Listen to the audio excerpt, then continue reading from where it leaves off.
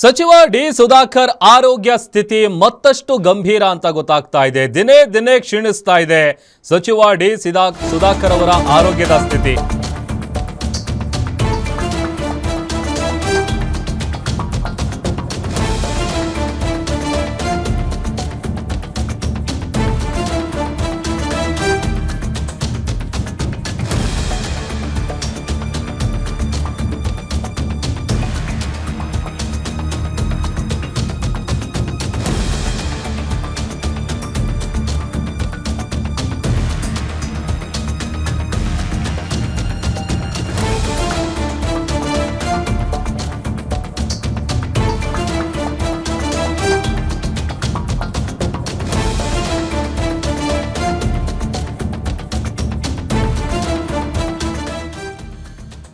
ನೋಡಿ, ಸಚಿವ ಡಿ ಸುಧಾಕರ್ ಅವರ ಆರೋಗ್ಯ ಸ್ಥಿತಿ ಇಡೀ ರಾಜಕೀಯ ವಲಯದಲ್ಲಿ ಒಂದು ರೀತಿಯಾದಂತಹ ಆತಂಕವನ್ನ ಹುಟ್ಟು ಹಾಕಿದೆ. ಅವರ ಆರೋಗ್ಯ ಸ್ಥಿತಿ ಮತ್ತಷ್ಟು ಗಂಭೀರವಾಗಿದೆ ಅಂತ ಗೊತ್ತಾಗ್ತಾ ಇದೆ. ದಿನೇ ದಿನೇ ಕ್ಷೀಣಿಸ್ತಾ ಇದೆ ಸಚಿವ ಡಿ ಸುಧಾಕರ್ ಅವರ ಆರೋಗ್ಯದ ಸ್ಥಿತಿ. ಚಿತ್ರದುರ್ಗ ಜಿಲ್ಲಾ ಉಸ್ತುವಾರಿ ಮಂತ್ರಿ ಡಿ ಸುಧಾಕರ್ ಅವರು ಕಿಮ್ಸ್ ಆಸ್ಪತ್ರೆಗೆ ಇವತ್ತು ಸಿಎಂ ಸಿದ್ದರಾಮಯ್ಯ ಅವರು ಕೂಡ ಭೇಟಿ ಕೊಟ್ಟಿದ್ರು.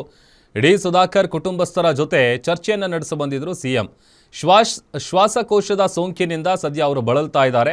ಕೆಲ ದಿನಗಳಿಂದ ಕೋಮಾ ಸ್ಥಿತಿಯಲ್ಲಿದ್ದಾರೆ. ಹೀಗಾಗಿ ಪ್ರಜ್ಞೆ ಬಾರದ ಹೊರತು ಈ ಶ್ವಾಸಕೋಶ ಕಸಿ ಮಾಡುವಂಥದ್ದು ಅಸಾಧ್ಯ ಅಂತ ವೈದ್ಯರು ಹೇಳ್ತಾ ಇದ್ದಾರೆ. ಯಾಕಂತಂದರೆ ಅವ್ರಿಗೆ ಒಂದು ಕಾನ್ಷಿಯಸ್ನೆಸ್ ಇರಬೇಕು. ಆ ಸಂದರ್ಭದಲ್ಲಿ ಮಾತ್ರ ಆ ಥರದ ಆಪರೇಷನ್ಗಳು OT ಎಲ್ಲ ಆಪ್ರೇಟ್ ಮಾಡೋದಕ್ಕೆ ಸಾಧ್ಯ ಆಗುತ್ತೆ. ಅವ್ರು ಎಲ್ಲಿವರೆಗೂ ಪ್ರಜ್ಞೆ ಬರಲ್ಲ ಅಲ್ಲಿವರೆಗೂ ಈ ಶ್ವಾಸಕೋಶ ಕಸಿ ಮಾಡೋದಕ್ಕೆ ಸಾಧ್ಯ ಇಲ್ಲ ಅಂತ ವೈದ್ಯರು ಹೇಳಿದ್ದಾರೆ. ಬೆಂಗಳೂರಿನ ಕಿಮ್ಸ್ ಆಸ್ಪತ್ರೆಯಲ್ಲಿ ಅವರಿಗೆ ಚಿಕಿತ್ಸೆ ಸದ್ಯ ಮುಂದುವರೆದಿದೆ.